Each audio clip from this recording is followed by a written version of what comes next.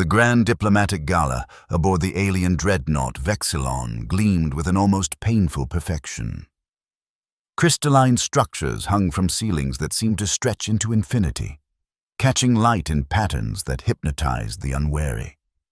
High-ranking xenocrats from a dozen systems mingled beneath them, their translucent skin and multiple appendages adorned with ceremonial markings that denoted their status within the Vexillon Council. In the center of the main atrium, a massive holo display cycled through images of Earth, the Louvre, Mumbai's street festivals, Tokyo's neon skyline, African drumming ceremonies, and New York fashion shows. With each new image, ripples of what could only be described as alien laughter echoed through the chamber.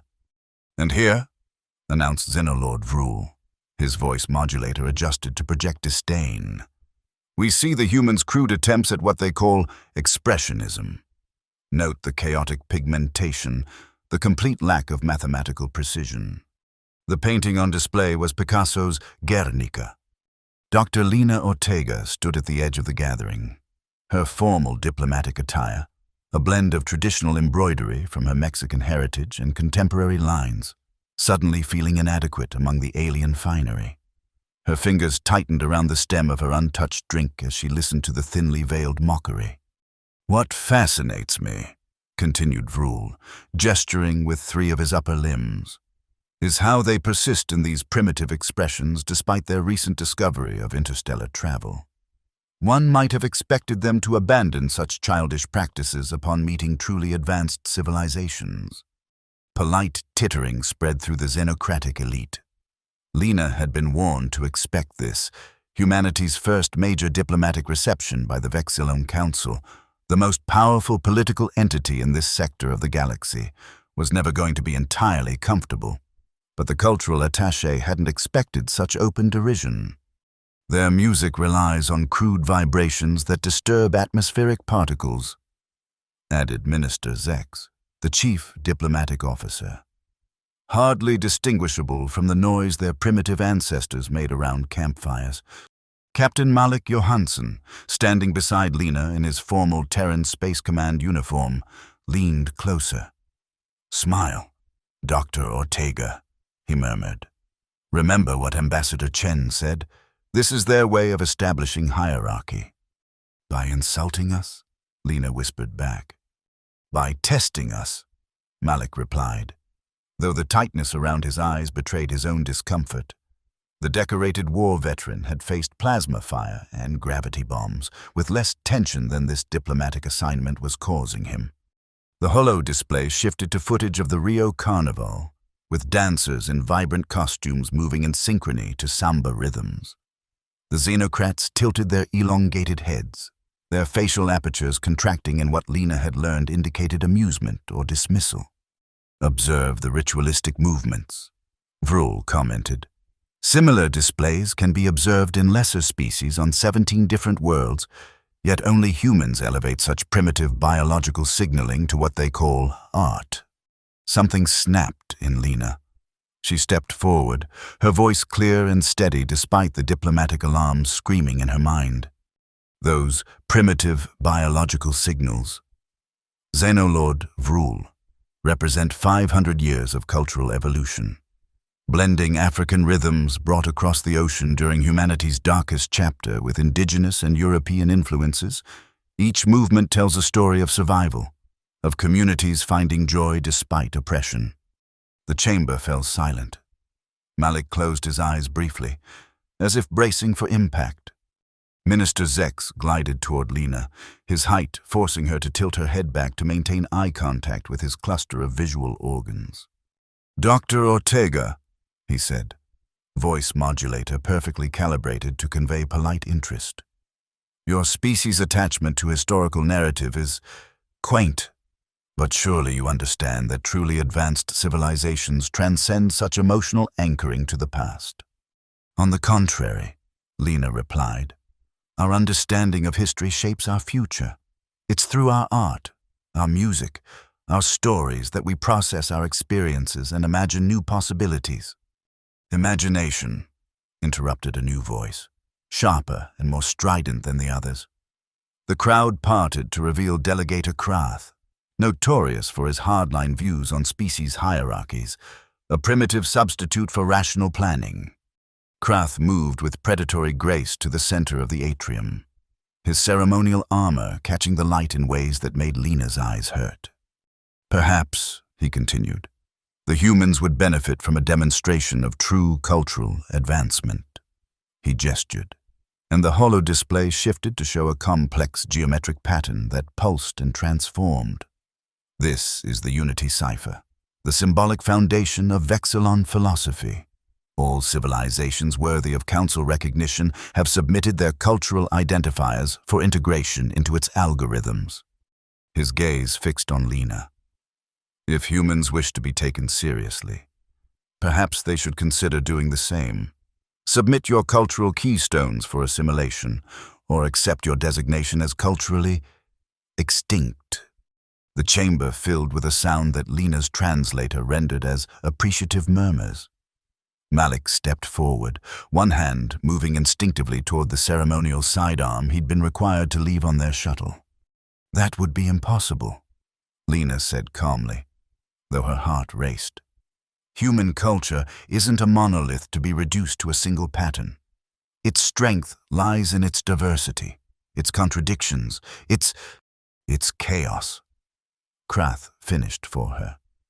Precisely why your species remains a curiosity rather than a peer. He made a dismissive gesture. The invitation stands. Consider carefully how you wish humanity to be remembered in the cosmic record. With that, he turned away, effectively ending the conversation. Around them, the xenocrats resumed their socializing, but now their translator-rendered conversations clearly contained the word human, followed by the untranslatable sound that Lena had come to recognize as derisive laughter. That could have gone better, Malik muttered as they retreated to a less crowded corner of the atrium. It could have gone worse, Lena replied. At least no one's declared war. Not with weapons, Malik said grimly.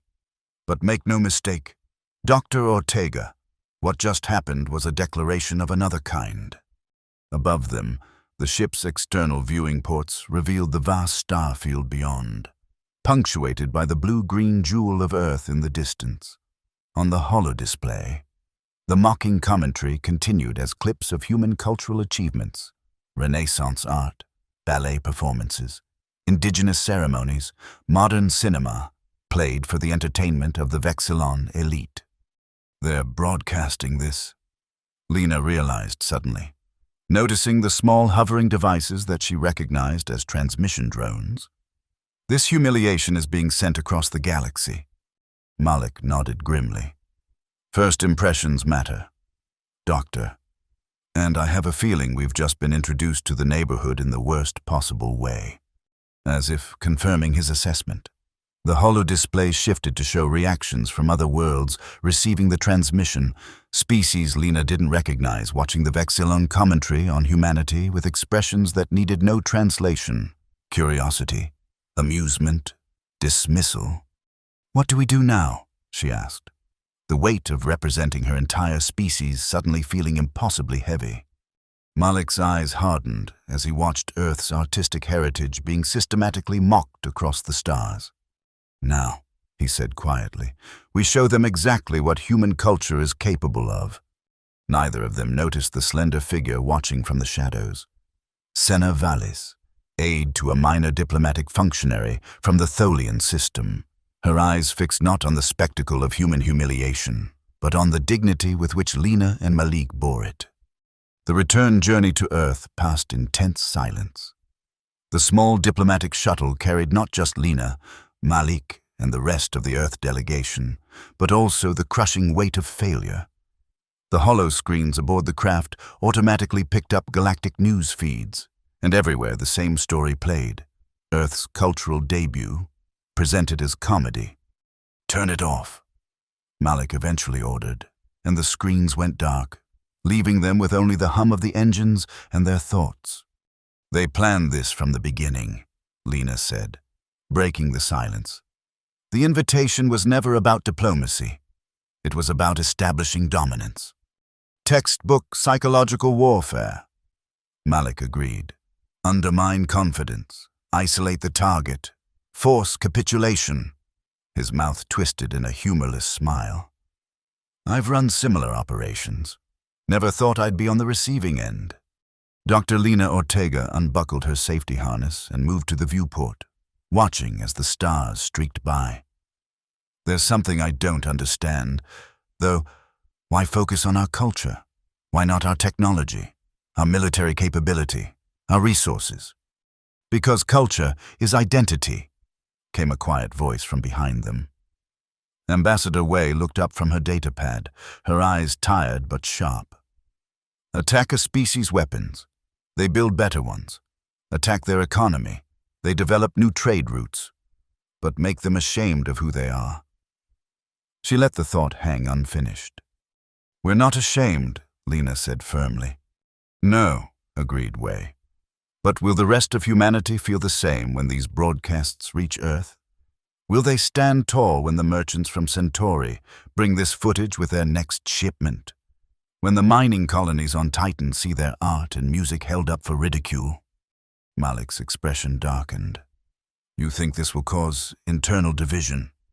I think, Wei said carefully, that humiliation is a powerful force. Some will react with anger, others with shame. Some will advocate abandoning our cultural practices to better fit in. Others will demand isolation from galactic society altogether. And the Vexillon Council gets what it wants, either way. Lena concluded. Either we submit to cultural assimilation, or we remove ourselves from the galactic stage. Wei finished. A classic strategy. Divide and conquer, starting with dividing us against ourselves. The shuttle fell silent again. Each lost in contemplation of the challenge ahead. Earth had only recently taken its place among the stars. Its first faster-than-light vessel having made contact with the wider galactic community just 15 years earlier. Humanity had quickly learned it was neither the most advanced nor the most primitive species in the cosmic neighborhood, but until now, they had believed they might find their own place in the interstellar community. We need a different approach, Lena finally said. If this is psychological warfare, we need a psychological response. Malik raised an eyebrow. What did you have in mind, Doctor? Lena turned from the viewport, her expression resolute. They mocked our culture because they fear it. Our diversity, our adaptability, our endless capacity for innovation. These aren't weaknesses. They're our greatest strengths. And how do we demonstrate that to a galaxy that's already laughing at us? Wei asked, though her tone suggested she was willing to be convinced. By showing them what human culture truly is, Lena said, a plan beginning to form in her mind. Not through grand proclamations or official diplomatic channels, but through direct cultural exchange. You want to, what, host a galactic art show? Malik's skepticism was evident. I want to build alliances, Lena clarified. Not with the Vexillon Council, but with the worlds they don't control.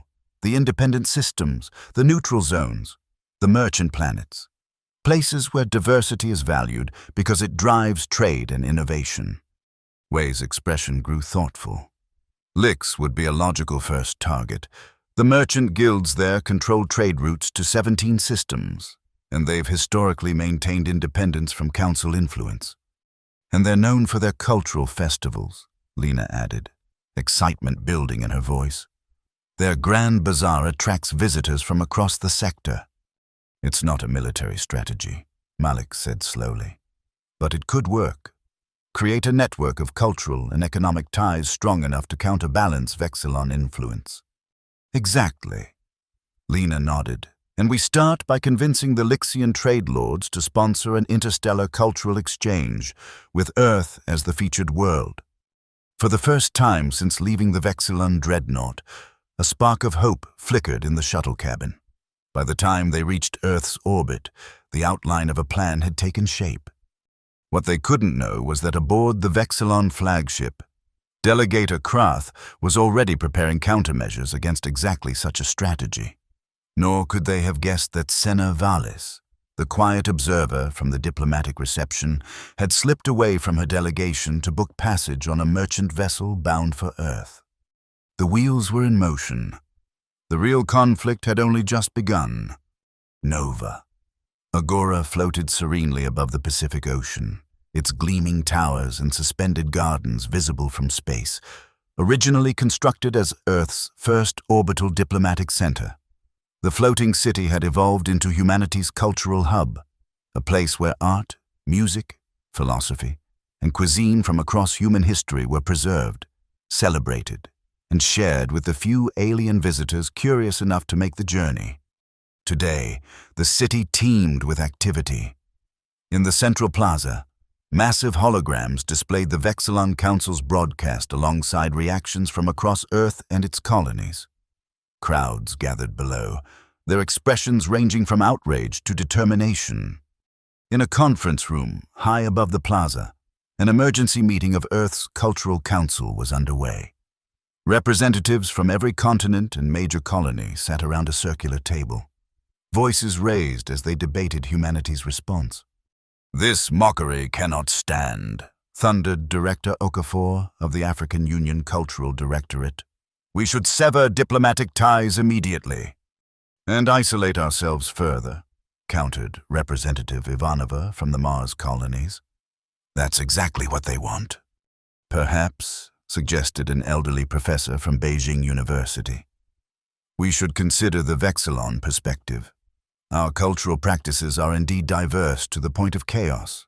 Some standardization might—" "Absolutely not," Lena interrupted, drawing all eyes to where she stood at the chamber's entrance.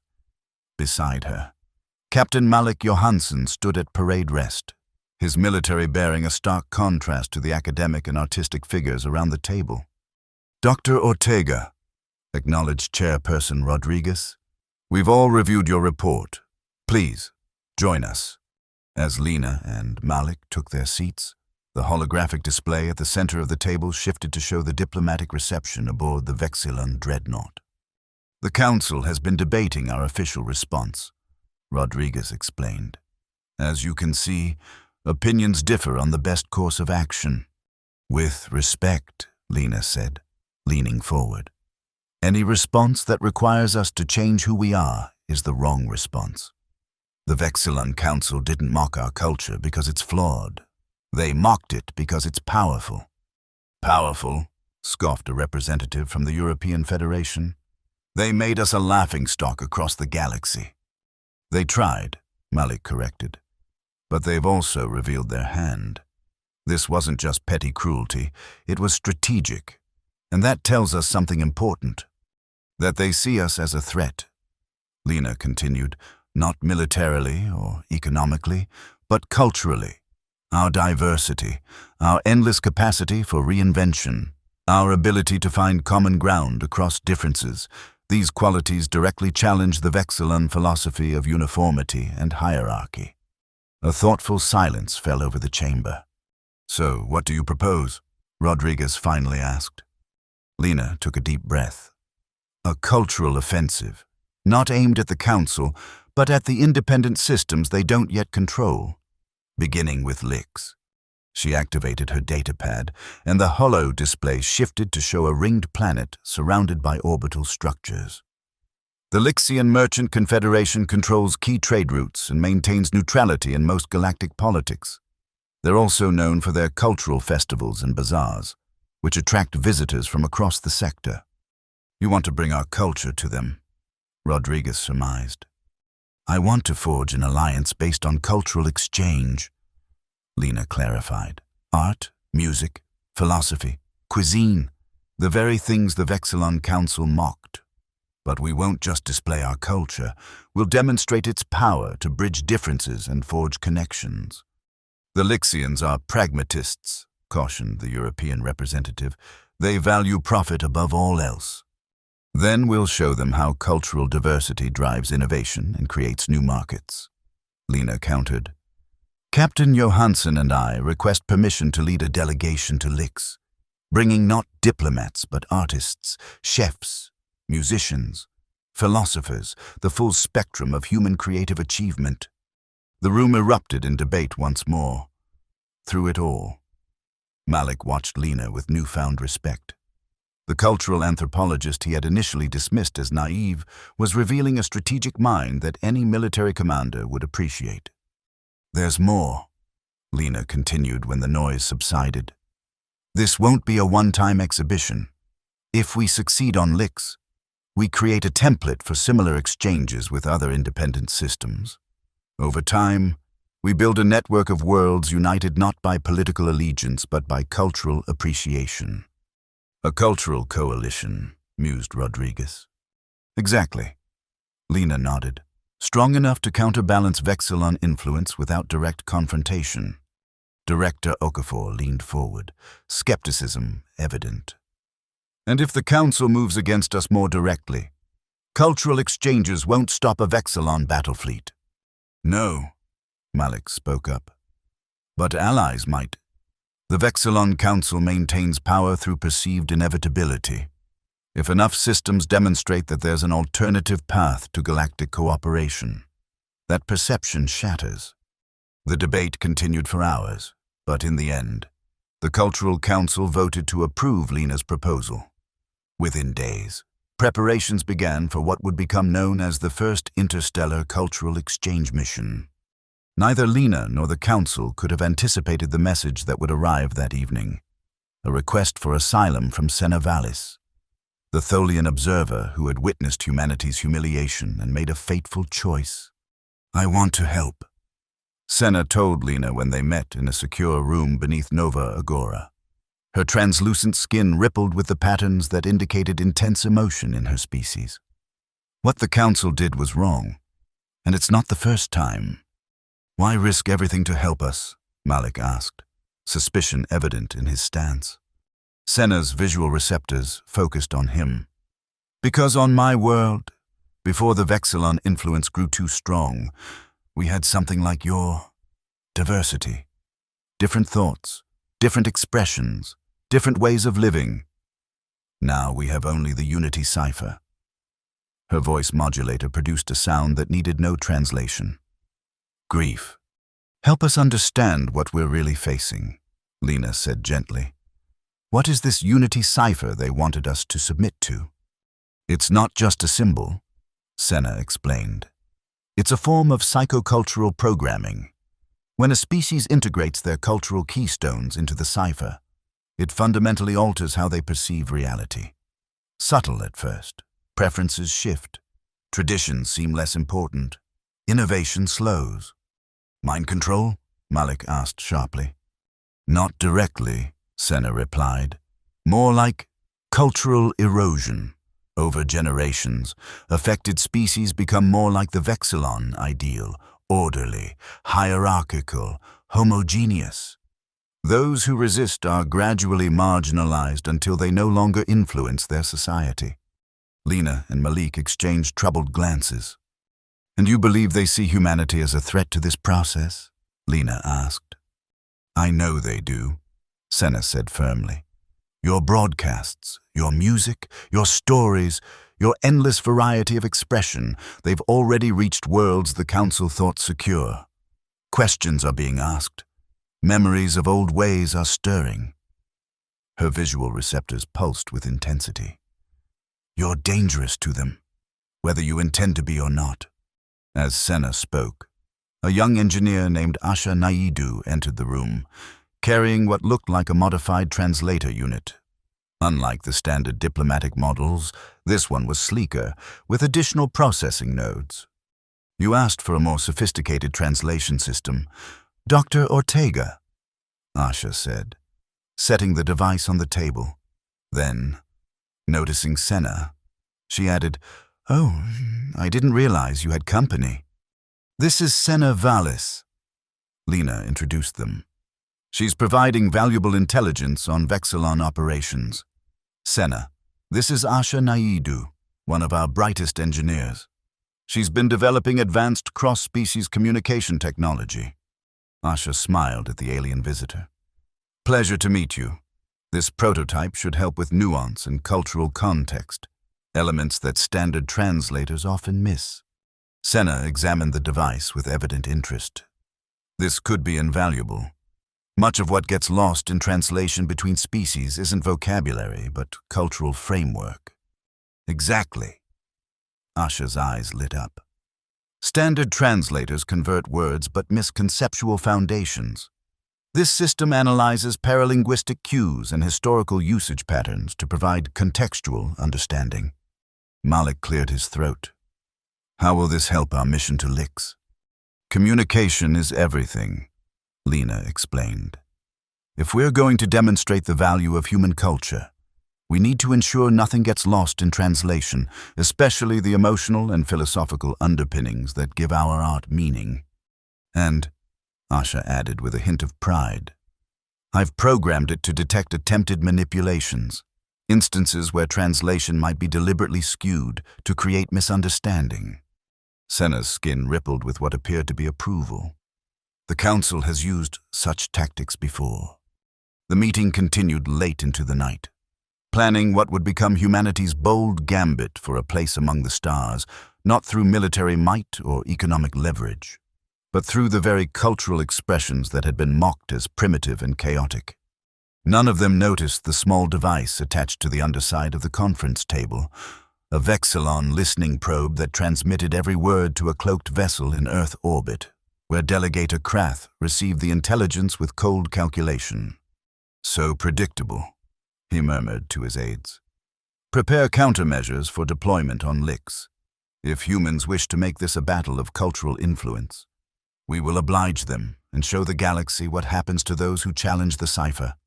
The Grand Bazaar of Lix spread across 3 massive orbital platforms interconnected by transparent tubes through which pedestrians and cargo pods flowed in constant motion.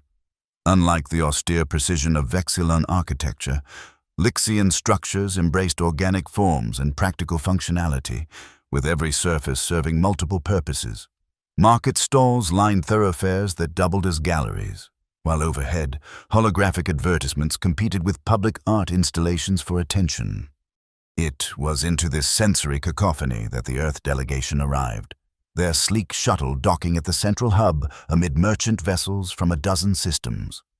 Lena and Malik led the procession, followed by 50 of Earth's most accomplished artists, musicians, chefs, philosophers, and storytellers, each carefully selected not just for their talent, but for their ability to connect across cultural barriers. Remember, Lena addressed the group as they prepared to disembark, we're not here to impress or dominate. We're here to engage, to exchange, to build connections. Every interaction is an opportunity to demonstrate what makes human culture unique. And valuable, added Malik, who had traded his military uniform for formal civilian attire that still somehow managed to convey authority. The Lixians are merchants at heart. Show them that cultural diversity creates opportunities they haven't yet imagined. As the delegation moved through the arrival terminal, they immediately drew attention. While Lix regularly hosted visitors from across the galaxy, humans remained a relative novelty. Curious onlookers, beings of various morphologies and evolutionary origins, paused in their activities to observe. We're being recorded, Malik muttered to Lena, nodding subtly toward floating devices that resembled the transmission drones from the Vexillon reception. Good, Lena replied. Let them watch. This time, we control the narrative. Their first scheduled meeting was with the Lixian Trade Consortium, the closest thing the merchant world had to a governing body. In a chamber overlooking the central bazaar, 7 Lixian elders, their scale-covered bodies adorned with intricate metalwork that denoted their guild affiliations, waited on elevated platforms. We welcome Earth's representatives, announced the central figure, whose translator rendered her name as Guildmaster Thex. Your request for a cultural exhibition space is unusual. Typically, such privileges are extended only to long-established trading partners. Lena stepped forward, Asha's advanced translator at her throat. We thank the consortium for considering our proposal. We believe what we offer will prove valuable to Lix and its visitors. Value, echoed Thex, the scales around her sensory organs shifting in a pattern that Asha's translator interpreted as speculative interest. An interesting claim. The Vexillon Council suggests otherwise. So they had seen the broadcasts. Lena had expected as much. The Council's perspective is limited by their own cultural framework, she replied carefully. We invite the consortium to judge for themselves. Thex conferred briefly with her colleagues, their communication occurring through scale patterns too subtle for the translator to interpret. Finally, she returned her attention to the humans. We will allow a 3-day exhibition in the secondary market district, she announced. The standard facility fees apply, with additional security deposits given the controversial nature of your presence. It wasn't the prime location they had hoped for, but it was a start. As they left the chamber, Malik looked troubled. They're hedging their bets, he observed, giving us space but keeping us contained, in case the council objects. It's enough, Lena assured him. Once people experience what we've brought, word will spread. The delegation set to work immediately, transforming the allocated space, a circular pavilion with adjoining chambers, into a microcosm of Earth's cultural landscape. Visual artists hung paintings and sculptures. Musicians set up instruments ranging from classical violins to electronic synthesizers. Chefs prepared sampling stations featuring cuisines from every continent, and holographic displays showcased everything from ballet performances to street dancing. By the time the exhibition opened the following morning, anticipation had built throughout the bazaar. Curious Lixians and visitors from other systems formed lines at the entrance, drawn by the unfamiliar sounds and aromas emanating from within. For the first few hours, everything proceeded better than Lena had dared hope. Visitors moved through the exhibition with evident fascination, engaging with the human presenters and experiencing Earth culture firsthand. Asha's advanced translators ensured that complex concepts were conveyed accurately, allowing for genuine exchange rather than superficial appreciation. In one chamber, a philosopher from Bangalore discussed the evolution of ethical systems with a group of Lixian Guild apprentices. In another, a master chef from New Orleans demonstrated the influence of African, French, and indigenous traditions on her cuisine to appreciative aliens who sampled her creations with sensory appendages Lena couldn't begin to identify. It's working, she told Malik as they observed from a central platform. Look at the connections forming. This is exactly what... A discordant sound cut through the harmonious atmosphere. A harsh, mechanical screech that caused several visitors to recoil in pain. The source appeared to be the music chamber, where a quartet had been performing a piece by Beethoven. Sabotage, Malik said immediately, already moving toward the disturbance. By the time they reached the chamber, the damage was done. The instruments lay silent, their electronic amplification systems smoking slightly. The audience had dispersed, some clutching auditory organs in evident discomfort. Something overrode the frequency modulators, explained one of the musicians, examining her ruined violin. It converted our performance into... I don't even know what that sound was. Before Lena could respond, shouts erupted from another section of the exhibition. There, the holographic displays showing Earth's dance traditions had begun projecting distorted, grotesque caricatures of the original movements, rendering elegant ballet as lurching, zombie-like stumbling.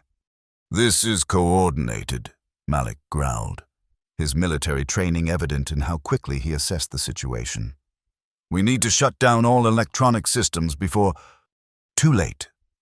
Throughout the pavilion, technology malfunctioned in ways that transformed Earth's cultural showcase into precisely the primitive, chaotic spectacle the Vexillon Council had portrayed. Cooking equipment overheated, filling the air with acrid smoke. Lighting systems pulsed at disorienting frequencies. Translation devices began outputting nonsensical or offensive phrases. Visitors fled in confusion and discomfort. Within an hour, the exhibition stood empty save for the human delegation, surveying the ruins of their carefully planned cultural exchange. Vexillon agents, Senna confirmed after examining one of the sabotaged devices. She had accompanied the mission, her knowledge of council tactics proving invaluable. These malfunctions bear their signature: subtle infiltration routines designed to exploit vulnerabilities in unfamiliar systems. Lena's heart sank as she watched repair crews attempting to salvage what they could. They were prepared for us. Of course they were, Malik said grimly. We discussed our plans openly on Earth. If they had one listening device. They had dozens, finished Senna. Standard Vexillon procedure when monitoring potential dissidents. Asha joined them, her expression determined despite the setback. I've isolated the infiltration pathways. They're sophisticated but not unbeatable. If we reconfigure our systems and implement distributed security protocols, can you get everything working again by tomorrow? Lena asked. Asha considered the challenge. With help from the delegation's technical staff, yes, but they'll just attack again, with different methods. Not if we change the game, Lena said. An idea forming. Malik, how would you counter an enemy who expects you to use the same tactics after an initial failure? The captain's eyes gleamed with sudden understanding. I'd abandon technology entirely and rely on methods they can't sabotage. Exactly. Lena turned to the gathered delegation members. We've been using technology to showcase our culture because it's efficient and impressive. But human expression existed long before electronic amplification or holographic displays. Understanding spread through the group. The musicians nodded, already discussing acoustic arrangements that would require no electronic components. Visual artists began planning exhibitions that would use natural light and physical media. Chefs considered how to prepare dishes using only mechanical tools and natural heat sources. We adapt, Lena told them all. We evolve. We find new ways to express the same truths. That's what human culture has always done in the face of adversity, and it's exactly what the Vexillon Council fears most about us. As the delegation worked through the night to reimagine their exhibition, news of the disastrous opening day spread throughout Lix. The Vexillon narrative, that human culture was primitive and chaotic, seemed confirmed by the malfunctions and disruptions. But when the pavilion reopened the following morning, visitors discovered something unexpected. Gone were the elaborate technological displays and electronic enhancements. In their place stood something more raw, more authentic, and paradoxically more sophisticated. Musicians performed unplugged, the natural acoustics of the chamber enhancing rather than amplifying their sounds. Dancers moved without holographic backgrounds, their bodies telling stories through pure movement. Chefs prepared simpler dishes that showcased fundamental flavors rather than elaborate presentations. Artists sketched visitors on simple paper, creating personalized memories that required no technology to appreciate. And everywhere, humans engaged directly with their audience, explaining, demonstrating, inviting participation. Without technology mediating the experience, genuine connection flourished. By midday, the exhibition was more crowded than it had been before the sabotage. Word spread through the bazaar of this strange but compelling approach to cultural exchange, one that valued authenticity over spectacle, connection over impression. They've adapted, Delegator Krath observed from his cloaked vessel, watching the live feeds from his agents on Lix. Impressive, but ultimately futile. Prepare for the next phase. The next phase became apparent that evening. As the exhibition prepared to close for the day, a commotion at the entrance drew Lena and Malik's attention, a group of Lixian security officers escorting a human child who appeared distressed. What's happening? Lena asked, hurrying to intercept them. The lead officer's scales flickered in patterns that Asha's translator interpreted as official concern. This young human was discovered attempting to access restricted market archives. When questioned, she claimed to be part of your delegation. The child, a girl of perhaps 11 or 12, looked at Lena with pleading eyes. I wasn't doing anything wrong. I just wanted to see the old trading records like my mother told me about. Lena had never seen this child before. A quick glance at Malik confirmed he hadn't either. There must be some mistake. Lena began carefully. Our delegation doesn't include any children. Nevertheless, the officer continued, the incident has been reported to the Trade Consortium. Given your provisional status here, any infractions reflect upon your entire mission. As the officers departed, leaving the confused child in their care, Senna approached with evident concern. This is another Vexillon tactic, she explained quietly, creating incidents that undermine trust. The child is almost certainly not human at all, but a morphic projection designed to create diplomatic complications. As if confirming her assessment, the child slipped away during a momentary distraction and couldn't be found despite a thorough search of the pavilion. The damage, however, had been done. The following morning, Guildmaster Thex summoned Lena and Malik to the consortium chamber, where they found the atmosphere markedly cooler than during their initial meeting. Security violations, unauthorized access attempts, complaints from visitors about discomfort caused by your exhibitions. Thex enumerated, her scales rippling with patterns that the translator rendered as disapproval. These incidents raise concerns about Earth's readiness for substantial engagement with the galactic community. These incidents were engineered, Malik countered, his diplomatic restraint visibly strained. We have evidence of deliberate sabotage by Vexillon agents. Unsubstantiated allegations against a respected council do not excuse documented infractions, Thex replied. Nevertheless, in the interest of commercial fairness, we will allow your exhibition to complete its scheduled 3-day run. Extension requests, however, will not be considered. It was a significant setback. Without the extension they had hoped to secure, the cultural mission would end before it had truly begun to build momentum. As they left the consortium chamber, Lena's disappointment was palpable. We were making real connections. Given more time, we still have 1 day, Malik reminded her. Let's make it count.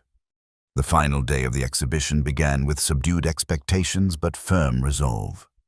The delegation had decided to focus entirely on direct, personal engagement, storytelling, conversation, shared experiences that required nothing but human presence to convey.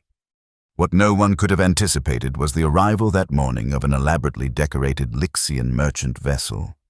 Disgorging a procession of visitors from the neighboring Ronidin system, a species known for their dedication to historical archives and philosophical inquiry. We received transmissions about your exhibition, explained their leader, a tall, willowy being whose iridescent skin caught the light as they moved. Our scholars are particularly interested in your concept of narrative as cultural evolution.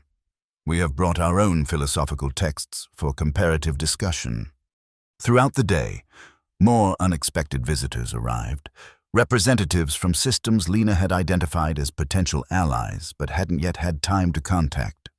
Merchant guilds from the Proxima colonies, academic collectives from the Tau Ceti sphere, even a delegation of artisans from a minor world within the Vexillon sphere of influence, who spoke in careful euphemisms about their interest in alternative cultural paradigms. Something's happening, Lena told Malik as they observed the pavilion now teeming with interspecies exchange. This isn't random interest. Someone's coordinating this. Malik agreed. But who? The answer came that evening. As the exhibition prepared for its final closing, a procession entered the pavilion, led by a figure Lena recognized immediately, the Lixian trade minister, senior even to Guildmaster Thex. Accompanying him were representatives from at least a dozen different systems, each bearing formal insignia of their respective worlds. Dr. Ortega, Captain Johansson. The minister greeted them. I come to extend formal apologies on behalf of the Lixian Confederation. Lena and Malik exchanged surprised glances. We have confirmed, the minister continued, that the incidents which marred your exhibition were indeed orchestrated by external agents. More significantly, we have discovered that our initial decision to restrict your presence was influenced by improper pressure, diplomatic language for Vexillon coercion. Lena realized. In light of these discoveries, the minister continued, the consortium wishes to invite Earth to establish a permanent cultural embassy within the Central Bazaar, with trading privileges commensurate with full partner status. It was far more than they had dared hope for, a complete reversal of Lix's initially cautious stance. We are honored, Lena responded, mind racing to understand this sudden change. May I ask what prompted this reconsideration? The minister's scales arranged themselves in a pattern Asha's translator interpreted as significant revelation. Perhaps it would be best explained by the one who brought the evidence to our attention, he said, gesturing to a figure who stepped forward from the group. Senna Vallis stood before them, but transformed. Gone were the drab coverings of a minor diplomatic aide. In their place, she wore the formal insignia of the Tholian Intelligence Directorate, one of the few agencies in the sector with the resources and expertise to counter Vexillon operations. I was not entirely forthcoming about my position, Senna admitted. For the past 7 standard cycles, I have been documenting Vexillon manipulation of independent systems.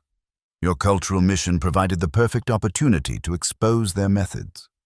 She activated a small device, projecting images of Vexillon agents caught in the act of sabotaging the exhibition, alongside diplomatic communiques threatening Lixian trade routes if they offered too much support to Earth. When properly contextualized, Senna continued, these activities revealed a pattern that many worlds have experienced, but few have recognized as coordinated suppression. The trade minister nodded gravely. We have maintained neutrality for generations, believing it protected our independence. We did not recognize that our cultural and diplomatic choices were being subtly channeled toward Vexillon-approved paths. One of the other representatives, a crystalline being from the Tau Ceti Academic Collective, moved forward. Similar revelations have occurred across multiple systems in recent days. Many of us have gathered here to discuss alternatives to the current galactic order. Alternatives that, another delegate added, might benefit from human perspectives on diversity, adaptation, and cultural evolution. Lena felt a surge of hope so powerful it momentarily robbed her of words. Malik stepped in smoothly. Earth would be honored to participate in such discussions, he said formally. Our mission has always been to build connections based on mutual respect and exchange, rather than dominance or assimilation. As the impromptu diplomatic reception continued into the night, Lena found a moment alone with Senna. You used us, she observed, but without rancor. I gave you the opportunity to prove what I already believed, Senna corrected. That human culture contains something the galaxy desperately needs, a model for unity that doesn't require uniformity. The celebration was interrupted by an urgent communication from Earth. The holographic figure of Chairperson Rodriguez appeared, her expression grave.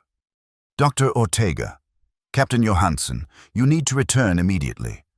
The Vexillon Council has dispatched a diplomatic flagship to Earth orbit. They're demanding a formal response to what they're calling human cultural aggression. The journey back to Earth was tense but purposeful. This time, their shuttle wasn't filled with the weight of failure, but with the momentum of unexpected success. Representatives from 7 independent systems had chosen to accompany them, the beginnings of what Lena had started to think of as a cultural coalition. They're escalating faster than we anticipated, Malik observed as they reviewed the reports from Earth. The Vexillon flagship, a massive vessel that dwarfed anything in Earth's modest fleet, had taken up position in high orbit, its presence a clear message of power and authority. They're afraid, Senna countered. What happened on Lix wasn't supposed to be possible. Independent systems coming together, rejecting Vexillon influence. It threatens the narrative of their inevitable dominance. Lena studied the tactical displays with a newfound appreciation for military matters. Will they attack? Not directly. Malik shook his head. Not yet. Their power relies on perception more than actual force. They'll try diplomacy first, but diplomacy backed by the implicit threat of their military capability. Then we respond with diplomacy backed by our new allies. Lena decided. When they reached Earth orbit, the contrast between the sleek, massive Vexilon flagship and their small diplomatic shuttle couldn't have been more stark. Yet, as they approached Nova Agora, they saw something unexpected. Dozens of vessels from independent systems arranged in a loose defensive formation around Earth. "They came," Asha whispered, staring at the tactical display. "Not just the 7 who traveled with us. There must be ships from at least 20 different systems." "Word spreads quickly when the message resonates," Senna observed, her visual receptors pulsing with what Lena had learned to recognize as satisfaction. The diplomatic reception in Nova Agora's Grand Hall had none of the mockery or condescension of their first encounter with the Vexilon Council. This time, Earth played host, and the massive chamber teemed with representatives from across the galaxy, some who had experienced the cultural exchange on Lix, others who had only heard of it but recognized its significance. Delegator Krath led the Vexilon contingent, his ceremonial armor even more elaborate than before, his demeanor coldly formal as he surveyed the gathered representatives. "Earth has engaged in cultural subversion across multiple systems," he announced without preamble once the formal introductions were complete. "These activities undermine the stability and harmony that the Council has maintained for millennia." "A curious interpretation," Lena replied calmly. "We've merely shared our culture with those who expressed interest. If that constitutes subversion, perhaps the foundation of Vexilon authority is more fragile than we realized." Murmurs of approval rippled through the non-Vexilon delegates. Krath's visual receptors narrowed. "The Council demands an immediate cessation of these provocative cultural exchanges.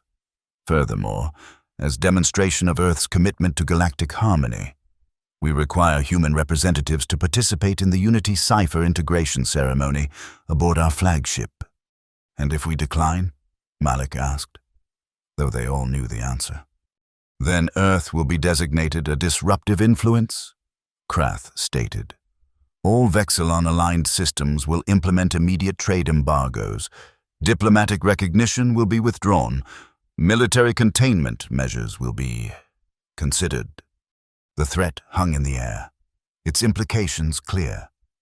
Despite the show of support from independent systems, Vexilon-aligned worlds still constituted the largest economic and military bloc in the sector. An embargo could devastate Earth's fledgling interstellar economy. Before Lena could formulate a response, Chairperson Rodriguez stepped forward. "The Cultural Council requests time to consider the Vexilon position," she announced. "We propose a formal summit in 3 standard days aboard the neutral Crystal Spire station. All interested systems would be welcome to participate in discussions regarding cultural exchange protocols going forward." It was a diplomatic masterstroke, neither acceptance nor rejection of Krath's demands, but a move that shifted the conversation from bilateral confrontation to multilateral negotiation. Krath's expression remained unreadable, but the slight vibration in his ceremonial armor betrayed tension. "The Council will attend," he finally conceded. "But we expect substantive concessions, not merely further delay tactics." As the Vexilon delegation departed, Lena turned to Rodriguez with newfound respect. "That was brilliantly handled. I've learned a thing or two about strategy from your reports," the chairperson replied with a small smile. "Now we have 3 days to prepare for the real battle." Those 3 days passed in a whirlwind of activity. Ships continued to arrive from independent systems across the sector, each bringing representatives eager to participate in what was rapidly evolving from a diplomatic summit into a potential realignment of galactic power. The Ronid archive ships, massive vessels housing millennia of collected knowledge, took up position near Earth, their scholars offering insights from historical records of similar conflicts. The merchant guilds of Lix sent not diplomats, but trade forecasters, who presented detailed analyses of economic models based on diversity rather than standardization. Most significantly, delegations arrived from worlds that had long been considered firmly within the Vexilon sphere. minor systems whose cultural traditions had been suppressed for generations but never entirely forgotten. Through it all, Lena, Malik, Senna, and Asha worked tirelessly, coordinating Earth's approach to the coming summit. What had begun as a simple cultural exchange mission had evolved into something far more profound, a fundamental challenge to the existing galactic order. "If we succeed," Lena told her colleagues as they finalized their strategy aboard a transport bound for the Crystal Spire, "we won't just secure Earth's place among the stars. We'll help create a new kind of interstellar community, one based on exchange rather than dominance, diversity rather than uniformity." "And if we fail?" Asha asked quietly. Malik's expression was grim. "Then Earth stands alone against the most powerful force in the sector. The independent systems will watch carefully. If we're crushed, they'll fall back in line with the Council. If we survive, they'll be emboldened to join us." "We won't fail," Lena said with a conviction that surprised even her. "Not because we're stronger or more advanced, but because what we're fighting for resonates across species and systems. The desire for self-determination, for cultural authenticity, it's not uniquely human, it's universal." The Crystal Spire lived up to its name, a massive, translucent structure floating at the gravitational balance point between three star systems. Originally constructed as a scientific research facility, its neutral status and central location had made it a natural choice for delicate diplomatic negotiations. By the time Earth's delegation arrived, the station's docking bays teemed with vessels from across the sector. A preliminary count confirmed representatives from over 50 star systems, far more than anyone had anticipated. Not all were openly aligned with Earth. Many had come simply to observe what promised to be a pivotal moment in galactic politics. The summit chamber itself was a marvel of xeno-architecture, a perfectly circular space with acoustic properties that allowed even whispered comments to be heard clearly throughout, eliminating the need for artificial amplification that might be subject to manipulation. The transparent ceiling revealed the star-filled void above, a constant reminder of the vastness in which their relatively small civilizations existed. Delegator Krath led the Vexillon contingent to their designated section, his posture radiating confidence despite being notably outnumbered by representatives from independent systems. The Unity cipher glowed subtly on displays arrayed before the council members, a constant, hypnotic presence. "They're already attempting influence?" Senna murmured to Lena, nodding toward the displays. "The cipher's visual patterns are calibrated to induce receptivity in most known species." "Not in humans," Lena observed. "At least, not without our consent." "A rare immunity," Senna agreed. "Another reason they find you so threatening." The formal proceedings began with ritual introductions of each delegation, a process that took nearly a full standard hour given the unprecedented number of participants. Throughout, Lena observed the subtle positioning taking place, which delegations acknowledged each other, which remained aloof, which seemed to be waiting for cues from more powerful players. Finally, Krath rose to present the Vexillon position. "For millennia," he began, his voice modulator perfectly calibrated to project authority, "the Council has maintained peace and prosperity across this sector.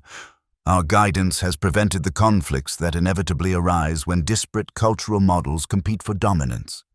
The Unity cipher represents not oppression, as some have claimed, but harmony, the sublimation of divisive differences into a greater whole." His visual receptors swept the chamber. Earth's recent activities threaten this harmony. By promoting cultural practices that emphasize division over unity, chaos over order, they undermine the very foundation of galactic stability. We do not seek to suppress human expression, merely to integrate it into the established framework that has served us all so well.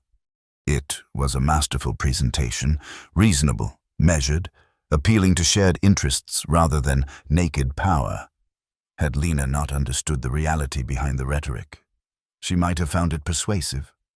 When her turn came to respond, She approached the central podium with measured confidence. Beside her, Asha carried what appeared to be a simple translator unit. "The Vexillon Council speaks of harmony," Lena began.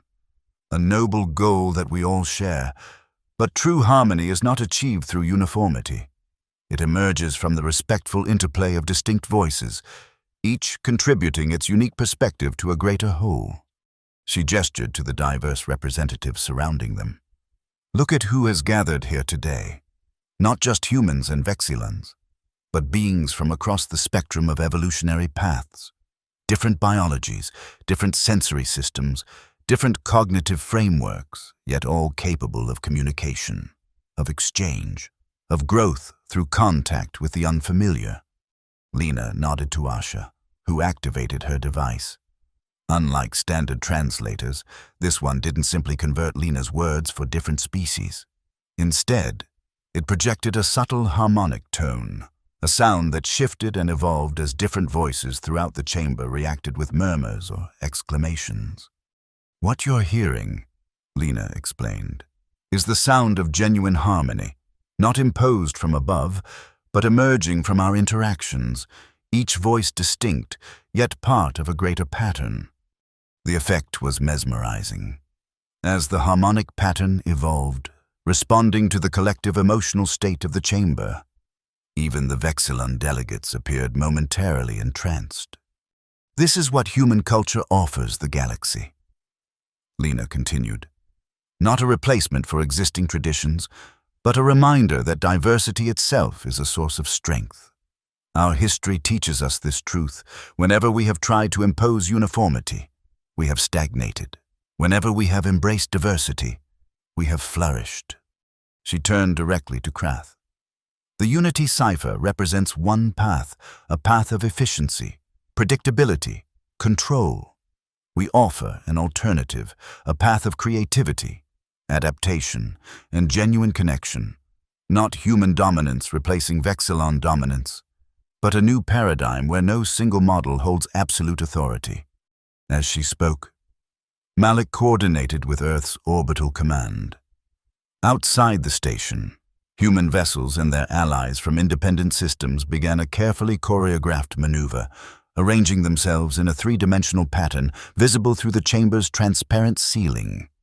"We call this the Unity Spiral," Lena explained as delegates gazed upward at the formation. "Not because it demands conformity, but because it demonstrates how individual elements, each following its own path, can create a structure of breathtaking complexity and beauty." The ships moved in perfect coordination, their running lights creating patterns that seemed to respond to the harmonic tones still filling the chamber. It wasn't a show of military force. Many of the vessels were scientific or cultural in nature, but a demonstration of coordination without subjugation.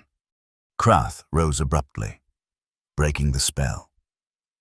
"Impressive theatrics," he said dismissively, "but aesthetic displays do not address the fundamental issue. The Council requires concrete commitments, not philosophical abstractions." "Then, let me be concrete," Lena responded. "Earth proposes the establishment of a new interstellar framework, the Stellar Concordium. Not a governing body like the Council, but a collaborative network dedicated to cultural exchange, scientific cooperation, and diplomatic dialogue." She activated a holographic display showing a new symbol, distinct from both Earth's traditional emblems and the Unity Cipher. Membership would be open to all worlds, including those currently aligned with the Vexillon Council. The only requirement would be a commitment to the principle of diversity within unity, the recognition that our differences are assets to be celebrated, not obstacles to be overcome. Krath's visual receptors narrowed to bare slits. "You propose to establish a competing power block." "We propose to create an alternative," Lena corrected. "One that may coexist with the Council for those worlds that prefer your approach. The galaxy is vast enough for multiple models of cooperation." What followed was diplomatic negotiation at its most intense. Proposals, counter-proposals, private consultations between delegations, strategic recesses. Throughout, the balance of power shifted subtly but steadily. Systems that had arrived as observers began to actively participate. Delegations that had maintained studied neutrality began to align more openly with the Earth-led coalition. The turning point came not from the major players, but from a representative of a minor world long under Vexillon influence, a system so peripheral that its name had barely registered during introductions. "For 10 generations, the delegate said, rising unexpectedly during a procedural discussion. "My world has submitted to the Unity Cipher. We surrendered our cultural traditions in exchange for security and trade access. We were told this was the path to advancement, that our primitive diversity was holding us back." The chamber fell silent as the delegate continued, each word clearly costing great effort. "Today, hearing these discussions, seeing these demonstrations of harmonious diversity, I recognize what we have lost. My world formally requests admission to this proposed stellar concordium and withdraws from exclusive alignment with the Vexillon Council." A murmur spread through the chamber, gaining volume as other representatives from minor worlds stood in solidarity. The Vexillon delegation conferred urgently, their private communication channels clearly active as they received instructions from higher authorities. When Krath finally rose again, his demeanor had shifted subtly, the confidence replaced by cold calculation. "The Council notes these developments with concern," he announced. "Should this proposed concordium proceed, we would be forced to consider it a hostile action requiring appropriate response. Before worlds make irrevocable decisions, they should consider the practical implications of losing Council protection and trade access." It was a naked threat. All pretense of benevolent guidance abandoned. But instead of the intimidated silence Krath clearly expected, the chamber erupted in voices, not chaos, but a rising chorus of objection. "The Lixian Confederation rejects such coercion," announced the Trade Minister. "Our markets will remain open to all peaceful systems, regardless of political alignment. The Ronaidan archives will share knowledge with any who seek it," added another delegate. "Cultural and scientific exchange transcends political boundaries." System after system, representatives rose to declare their independence from Vexillon influence, not all pledging to join the proposed concordium, but all rejecting the Council's attempt to force compliance through threats. Watching the cascade of declarations, Lena felt a profound sense of witnessing history unfold. This wasn't just a diplomatic victory for Earth. It was a fundamental shift in how dozens of civilizations perceive their place in the galactic community. The summit concluded not with a single definitive agreement, but with a series of bilateral and multilateral accords, the foundation of what would indeed become the Stellar Concordium. The Vexillon delegation departed without formal endorsement of the proceedings, but also without following through on their threats of immediate sanctions. "They'll regroup," Malik cautioned as they watched the Vexillon flagship depart the Crystal Spire. "This isn't the end of their influence or their ambition." "No," Lena agreed, "but it's the beginning of a genuine alternative.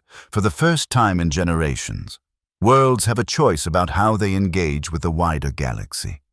All because humans refuse to be ashamed of their culture," Senna observed. "All because we recognized that what they mocked as our weakness was actually our greatest strength," Lena corrected. "Our diversity, our adaptability, our willingness to learn from others without losing ourselves in the process." One standard year later, Nova Agora had transformed from Earth's orbital cultural center to the administrative heart of the Stellar Concordium, where once a single floating city had housed humanity's artistic and philosophical achievements. Now a complex of interconnected structures hosted diplomatic missions, cultural exchanges, scientific collaborations, and commercial ventures from dozens of star systems. In the central plaza, a new monument had been unveiled, a massive interactive sculpture that responded to the movements and voices of visitors from across the galaxy.